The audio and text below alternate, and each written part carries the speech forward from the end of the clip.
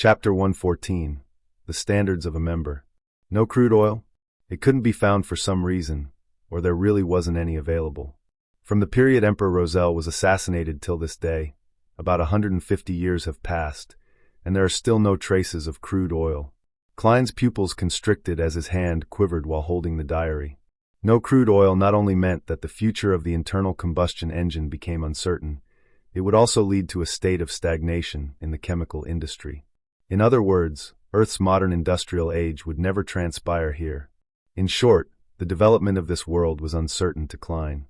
Although he couldn't invent things, he had assumed that he was still at an advantage because he knew a bit of everything and could foresee the direction of technological development. When he saved enough money, he could make a risky investment on an industry that he thought showed promise. Furthermore, he wouldn't put all his eggs in one basket. Klein thought that it was only a matter of time until he could own enormous wealth. By then, he would hire the so-called white gloves as representatives to establish international charity foundations. On the surface, they would provide relief to the poor. In reality, they would actually be establishing and funding a revolt in order to fight against the higher strata of society and enhance the living standards of the people in the lower class. If he were to find a method of returning to Earth, he would segregate his property. A third to Benson, a third to Melissa, and a third for his foundation. However, it was a pity that his perfect vision of the future was instantly half-shattered. Luckily, there's still electricity and magnetism in this world. The telegram is a successful example. I should mainly invest in this in the future. Klein settled down and read down row by row.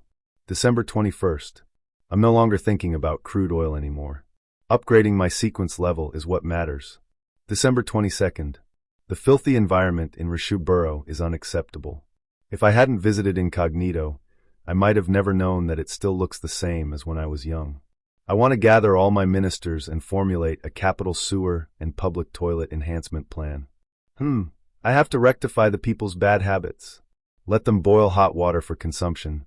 Wash their hands and faces frequently. Don't litter. Don't pee and poop anywhere. Use condoms if possible. Haha, I thought of what to name this campaign. The Patriotic Health Campaign. Hence, the invention of the condom has to be brought forward. There's also masks, paper cups, and others. Yes, even the most primitive version would do. Give it a try. I have to thank this world, for they still have rubber trees. December 23rd. Perhaps I should consider that suggestion. Keep a back door for myself outside of the Church of the God of Craftsmanship. For example, I could join that ancient and mysterious organization which influences the world from the shadows. Klein then suddenly realized that there was nothing else at the bottom. His emotions were indescribable. Emperor Roselle, what was the name of the ancient and mysterious organization that was influencing the world from the shadows? Do I know it? How could you stop here?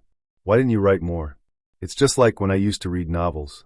When I read till the end and realized that the author ended up dropping the novel. And Patriotic Health Campaign? The Emperor sure knows how to have fun. The contents of the diary should have been written after he became the consul of the Intis Republic. He might already have called himself the Emperor Caesar. I have to read some books when I get back and flip through some historical texts of other countries. I have to see which year the capital sewer and public toilet enhancement plan took place. After his nearly 20 seconds of silence, Klein reined back his thoughts and let the diary in his hands vanish into thin air. You can start your discussion now. Audrey let out a breath of relief and adjusted her state to become a spectator. She smiled faintly and said, I'd like to know if there are any sequence potion named Arbiter, or a kind of beyonder that can go through wooden doors or make locks ineffective. I know about this. Enveloped in the grayish-white fog, Klein was going to reply, but the hanged man answered first. I need you to help me investigate something in return for the answer. What is it? Audrey asked with interest as well as with puzzlement. Alger glanced towards the fool and said, I'd like to know if the king has the intention of taking revenge on the Fasak Empire and launching a new war on the east coast of Balam within this year or before June of next year. The Tarot Club was currently using the loan language, which was confirmed by the trio's accents at the first gathering. Hence, Alger knew that Miss Justice was a noble in the Lone Kingdom, while he also believed that Miss Justice knew that he was alone. As for the fool, Alger believed that his behavior as alone was merely a disguise that would ease the discussion. Ever since the ritualistic magic, Alger started using him to address the fool politely. Audrey recalled everything that she heard from various social events. She nodded confidently and said, "No problem, but I would need sufficient time to be certain." "I can wait." Alger smiled and said, "With Mr. Fool as a witness, I believe you wouldn't go back on your promise." Audrey looked towards the quiet, yet mysterious Fool engulfed in gray fog as the corner of her mouth curved upwards. "But I think the value of this information is worth more than both questions put together. When you confirm the answer, I'll provide compensation depending on the situation," Alger replied with an answer he prepared beforehand. "Miss Justice, Mr. Hanged Man, do you need virtual currency to determine value?" Klein smiled and leaned backwards while he looked at the two people before him. Audrey relaxed and cheered for herself in her mind. "Well done, Audrey, you learned how to negotiate." She was so excited that she nearly broke out of her spectator state. She quickly thought of something and asked, "Oh right, Mr. Hanged Man, did you receive the 1,000 pounds? I'm sorry, I'm still sailing. I have yet to return to land." Alger wasn't willing to bring it up. He answered her original question. The beyonder that can go through wooden doors and foil locks would probably be Sequence 9 Apprentice. The secret organization, Theosophy Order, has its formula. However, don't ignore the possibility that it was obtained through other channels, such as an ancient tomb of the Fourth Epoch. The Theosophy Order, the secret organization that has countless ties with the Demonist sect. Klein rubbed his chin with his finger leisurely. Seeing that Mr. Fool didn't refute what was said, Audrey couldn't help but sigh. If I had found the formula for Apprentice before, I might not have opted for Spectator. The performance was simply outstanding. Alger didn't bother with Miss Justice's remark, but continued his explanation. There is also a sequence potion that is entitled Arbiter. I think you should be familiar with it, because it is the sequence pathway that the Augustus and Phaenopotter Kingdom's Castilla family has. Of course, the low sequence formulas were used as rewards in ancient times. Some nobles might have received it before.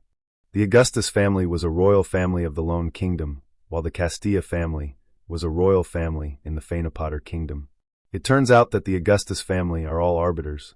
Audrey was enlightened and felt that it cleared up her suspicion. She sighed and thought, "It's no wonder I've always gone along with their arrangements, always uncomfortable, always willing to admit defeat, like I'm never myself when I'm before them. I thought it was because I was timid." The Arbiter has a convincing charm and considerable authority, as well as outstanding combat ability that can deal with the unexpected. Alger described the situation simply. Audrey nodded slowly and leaned backwards. She then spoke elegantly. "I have no more questions." Alger thought, and looked towards the seat of honor at the long bronze table. "Honorable Mr. Fool, I'd like to ask if the true Creator's holy residence that the Aurora Order advocates is the legendary Forsaken Land of God." Forsaken Land of God? I have only seen that term once in Roselle's diary. It might be in the secret dockets of the Nighthawks, but it isn't something I can know of currently. How do you want me to answer? Klein nearly twitched the corner of his lips. He considered it for a while, then he replied in a calm tone, "This is not something you should know now." Alger felt his heart tighten, and he immediately lowered his head and replied, "Please forgive me for overstepping my boundaries." Audrey wanted to ask about the Forsaken Land of God, but she also gave up the thought when she heard that. In the lofty divine hall above the gray fog, silence suddenly filled the air. At that moment, Audrey felt that she should say something. "Mr. Fool, if, and I'm saying if, I have the opportunity to join another organization, such as the Psychology Alchemists, is it permitted?" Klein maintained his posture of leaning backward as he said with a chuckle, "That is no problem. My requirement is that the existence of the Tarot Club is not to be exposed. If you become a member of another organization, the materials and information you can use for exchange will also increase." After saying that, he suddenly recalled that he was also a member of another organization. He was a real Nighthawk, while the Hanged Man was most likely related to the Church of Storms. Would my Tarot Club be the so-called Rebels Alliance? Traitor Gathering? Klein was drowned in deep thoughts. "I understand now." Audrey was excited, but she immediately thought of a question. "Mr. Fool, if I found a suitable gentleman or lady for this gathering, could I guide them to join?" "How do I do that?" Alger thought and asked, "Mr. Fool, what is the requirement to be a member of this gathering? How do we determine?" "Ambitious, ethical, cultured, disciplined." For words popped into Klein's head instantly. He maintained his silence for a few seconds, and only spoke when Justice and Hanged Man appeared a little uneasy. "You can inform me here of people who you find suitable. I will decide if they will join us." Before that, you can't give any hint that would cause the secret of the Tarot Club's existence to be exposed. You must remember, to non-gathering members, Klein paused and said in a heavy voice, you must not speak my name without my permission.